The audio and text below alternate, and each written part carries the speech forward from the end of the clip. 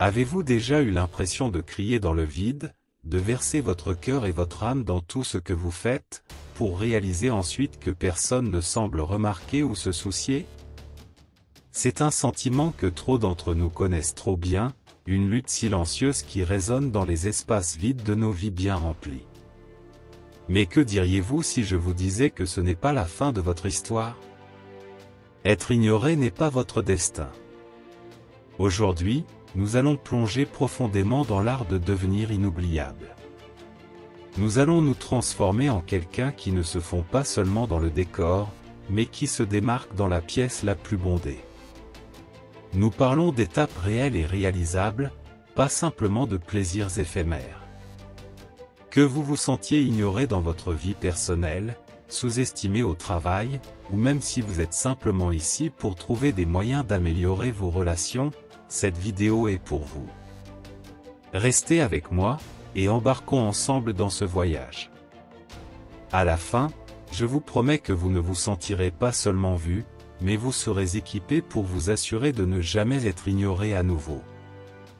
1. Devenez mystérieux. Devenir mystérieux ne consiste pas à retenir des informations ou à être secret. C'est révéler graduellement votre profondeur et permettre aux autres de découvrir les différentes facettes de votre personnalité et de votre vie. Comme l'a dit Marcus Aurelius, celui qui ne sait pas ce qu'est le monde ne sait pas où il est. Cela souligne l'attrait de l'inconnu. En ne révélant pas tout de vous-même d'un coup, vous créez un espace intrigant pour que les autres explorent et vous comprennent mieux. Sénéca conseillait que le vrai bonheur est de profiter du présent sans une dépendance anxieuse du futur. Appliqué à devenir mystérieux, cela suggère que, dans les interactions, concentrez-vous sur l'instant présent plutôt que de dévoiler tout votre passé ou vos projets futurs. Partagez vos histoires et expériences de manière mesurée, améliorant ainsi la qualité de vos interactions. L'enseignement d'Épictète: nous avons 2 oreilles et une bouche afin de pouvoir écouter 2 fois plus que nous parlons, est particulièrement pertinent. En écoutant plus et en parlant moins, vous devenez une énigme, encourageant les autres à être plus ouverts et loquaces, tandis que vous partagez sélectivement des aspects de votre vie. La citation de Rumi, « Le silence est le langage de Dieu, tout le reste est une pauvre traduction », est un rappel poétique du pouvoir du silence. Dans vos conversations, laissez des pauses et des silences être remplis de sens, rendant vos paroles encore plus impactantes.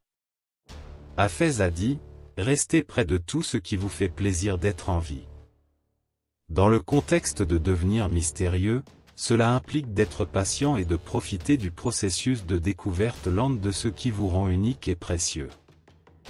Jim Rohn, un conférencier motivant, a déjà dit: ne rejoignez pas une foule facile. Vous ne grandirez pas. Allez là où les attentes et les exigences de performance sont élevées. Cela peut être interprété comme ne pas vous rendre trop disponible ou facile à comprendre. Positionnez-vous dans des environnements où votre profondeur et votre complexité sont appréciées et recherchées. Brian Tracy, un auteur en développement personnel, a déclaré que la communication est une compétence que l'on peut apprendre. C'est comme faire du vélo ou taper. Si vous êtes prêt à travailler dessus, vous pouvez rapidement améliorer la qualité de chaque aspect de votre vie. Cela s'applique à la manière dont vous communiquez votre histoire et vos expériences. La communication n'est pas seulement ce que vous partagez, mais comment et quand vous le partagez contribue à la mystique que vous créez. En conclusion, devenir mystérieux est un mélange de révélation de soi graduelle, d'écoute plus que de paroles, d'embrasser le silence, d'être patient et de partager stratégiquement vos histoires et expériences. C'est une manière puissante d'engager les autres, les incitant à vouloir en savoir plus sur vous et à faire partie de votre vie. Cette approche ne fait pas seulement de vous quelqu'un d'intrigant, mais elle améliore également la qualité et la profondeur de vos relations. 2. Créer la peur de vous perdre. L'essence de créer la peur de vous perdre réside dans la reconnaissance et la projection de votre propre valeur. Comme l'a conseillé Marcus Aurelius, vous avez le pouvoir sur votre esprit, pas sur les événements extérieurs. Comprenez cela, et vous trouverez la force. Cela encourage une croyance intérieure en votre propre valeur. Lorsque vous comprenez et appréciez votre valeur, les autres le feront aussi. Les mots de Sénèque, « Nous souffrons plus dans l'imagination que dans la réalité », nous rappellent que la peur d'être seul ou non apprécié est souvent plus redoutable que l'expérience réelle. En incarnant l'indépendance et l'autosuffisance, vous devenez plus attractif, car les gens réalisent que votre présence dans leur vie n'est pas due à un besoin, mais à un choix. Épictète a déclaré, « Ce n'est pas ce qui vous arrive, mais comment vous réagissez qui compte. » Dans le contexte des relations, cela signifie démontrer que votre bien-être émotionnel ne dépend pas uniquement des autres. Ce type de force émotionnelle est attrayant et peut créer une peur subtile mais puissante de la perte chez les autres. Rumi a dit, « Tu es né avec des ailes, pourquoi préfères-tu ramper à travers la vie ?» C'est un appel à embrasser votre potentiel et à vivre une vie qui soit épanouissante en soi. Lorsque les gens vous voient planer haut, porté par vos passions et vos rêves, la peur de perdre une telle présence vibrante devient plus prononcée. Hafez offre une perspective avec, votre présence peut donner du bonheur. J'espère que vous le savez. Reconnaissez que votre présence unique apporte de la joie et de la valeur aux autres. En étant autonome et heureux en votre propre compagnie, vous devenez une personne que les autres veulent garder dans leur vie. L'aperçu de Jim Rohn, vous êtes la moyenne des 5 personnes avec lesquelles vous passez le plus de temps, souligne l'importance d'être sélectif avec votre entourage. Si vous démontrez constamment que vous grandissez et évoluez, les gens craindront de vous perdre en tant qu'influence positive dans leur vie. Brian Tracy a déclaré, « La façon dont vous vous comportez en dit long sur la façon dont vous percevez la vie. » Appliquez cela à votre manière d'interagir dans vos relations. Communiquez votre valeur, non seulement par des mots, mais à travers vos actions et choix. Laissez votre indépendance et votre autonomie être évidentes dans la manière dont vous vivez votre vie. En résumé, créer la peur de vous perdre consiste en la reconnaissance de soi, l'indépendance émotionnelle et le fait de mener une vie que d'autres trouvent inspirante et admirable. Il s'agit d'être une personne de substance, dont l'absence laisserait une empreinte significative. À travers votre autosuffisance, votre force émotionnelle et la façon dont vous vous présentez, vous favorisez naturellement un sentiment de valeur et d'irremplaçabilité aux yeux des autres. 3. Générez votre propre bonheur. Marc Aurèle soulignait la nature interne du bonheur. Le bonheur de votre vie dépend de la qualité de vos pensées. Cela suggère que le bonheur est le produit de notre état interne, et non des circonstances externes. Cultiver des pensées positives et constructives est fondamental pour créer votre propre bonheur. L'observation de Sénèque, le vrai bonheur est de profiter du présent sans dépendance anxieuse du futur, nous encourage à trouver la joie dans l'instant présent.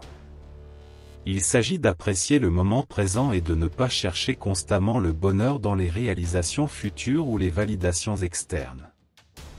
Épictète enseignait que nous ne pouvons pas choisir nos circonstances externes, mais nous pouvons toujours choisir comment y réagir.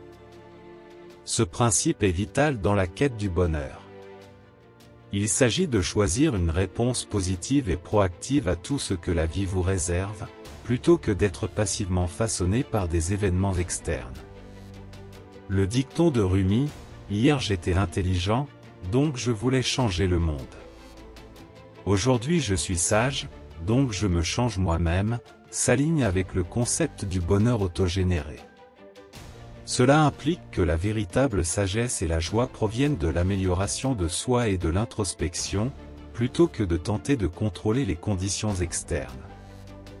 Les mots de Hafez, « Depuis que le bonheur a entendu ton nom, il court dans les rues en essayant de te trouver », illustrent magnifiquement le concept selon lequel le bonheur est attiré par ceux qui reconnaissent et chérissent leurs propres valeurs et leur propre importance.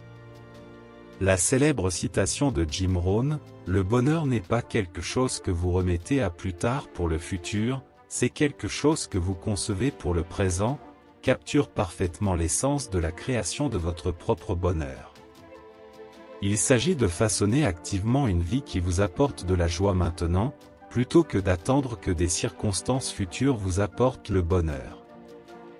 Brian Tracy a dit, « La clé du bonheur est de définir des objectifs clairs et définis qui vous donnent un sens de la direction et du but. » Cela souligne le rôle des objectifs personnels et d'une claire perception du but dans la cultivation du bonheur. Définir et poursuivre des objectifs significatifs contribue grandement à un sentiment d'accomplissement et de joie. En conclusion, créer votre propre bonheur est une approche multifacette impliquant la pensée positive, la vie dans le moment présent, une réponse proactive à la vie, la croissance personnelle, l'appréciation de soi, la définition d'objectifs et une claire perception du but. C'est un voyage proactif où vous êtes l'architecte de votre propre joie, façonnant votre vie avec intention et sagesse. En adoptant ces principes, vous développez une source intérieure robuste de bonheur qui rayonne vers l'extérieur, impactant positivement tous les aspects de votre vie. 4. Soyez précieux. Permettez-leur d'investir en vous. Marc Aurèle a une fois fait remarquer que ce n'est pas la mort qu'un homme devrait craindre, mais il devrait craindre de ne jamais commencer à vivre. Cela souligne l'importance de vous valoriser et de valoriser votre vie. Reconnaissez que vous avez une valeur intrinsèque et que votre présence dans la vie de quelqu'un est précieuse. Cette conscience de soi est cruciale pour encourager les autres à vous valoriser et à investir en vous. Sénèque conseillait, « Si un homme ne sait pas vers quel port il navigue, aucun vent n'est favorable. » Appliqué à notre principe, cela signifie avoir une compréhension claire de votre valeur et de votre direction. Quand vous connaissez votre valeur, vous établissez une norme pour la manière dont les autres devraient vous apprécier et investir en vous. Épictète déclarait, « Aucun homme n'est libre s'il n'est pas maître de lui-même. » Dans le contexte d'être précieux, cela souligne la prise de contrôle de votre perception de soi et la manière dont vous permettez aux autres de vous traiter.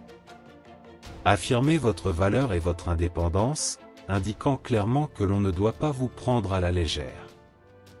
Les mots de Rumi, « Tu es né avec le potentiel. Tu es né avec la bonté et la confiance.